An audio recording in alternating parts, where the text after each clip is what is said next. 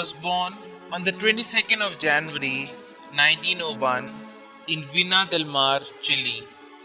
Both of his parents belonged to the Chilean aristocracy, but they lacked a personal fortune, and possessing a debt-ridden farm, they had to struggle for survival. The Santiago of Alberto's time was teeming with migrants, mainly peasants, who lived in crowded huts while they searched for better prospects. There were some Christian associations started to help these unfortunate people. Senora Ana Krugaga joined one of these and was a most active member.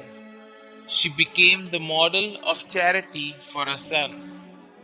Alberto later graduated in law and was admitted to the bar in 1923.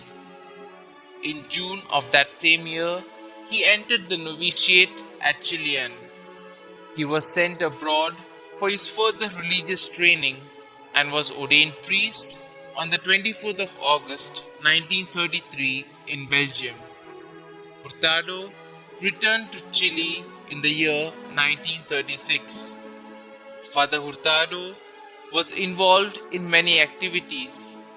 A doctor in education, he taught at the Catholic University and St Ignatius College in Santiago. As a spiritual father, he was involved in the retreat apostolate and inspired many vocations to the society, the diocesan clergy, and to other congregations. Preoccupied by the condition of Chilean workers, he founded the Association of Trade Unions of Chile and published several books on the social doctrine of the Church.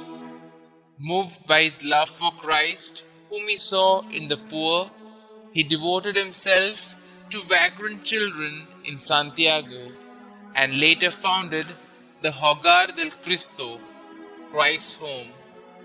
He was of the opinion that Christian thought did not have sufficient influence on intellectuals, so shortly before his death, he founded the review Mensage, directed by the Chilean Jesuits.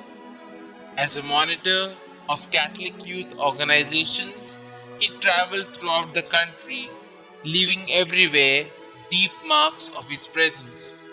He built a novitiate and retreat house, conducted workshops, organized congresses, and used all the means of communication available at the time.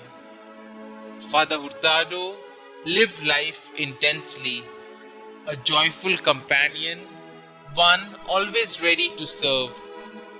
He died of cancer on the 18th of August 1952 and was buried with state honors.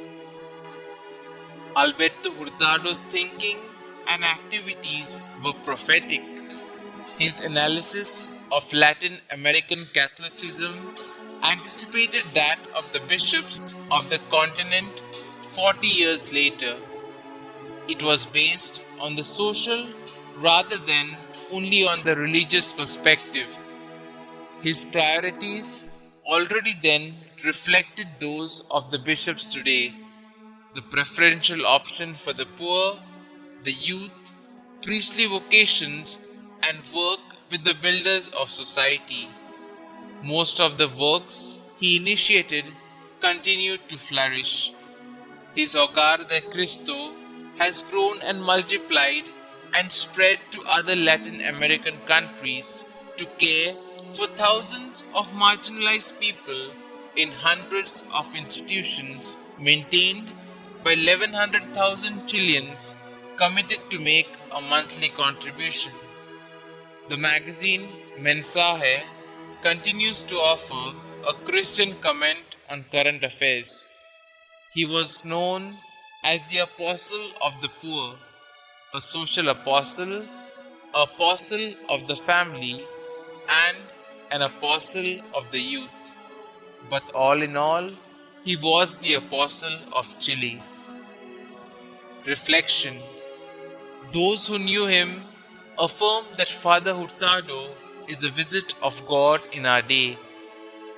He can be the same for the society, since he invites us to seek God and His will passionately and above all else, thus reconciling values which seem in opposition, such as contemplation and action, the pastoral and the social, helping the needy and promoting a new social order, opting for the poor and motivating the rich.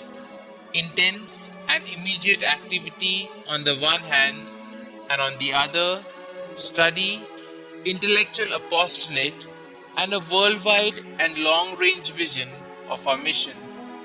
It is precisely because he was able to achieve a vital integration of these values, something that we sometimes find unsettling in one and the same mission and in a loving following of Christ, that Father Hurtado's example is offered to us as a gift from the Lord and a powerful challenge to the way we each live our religious vocation.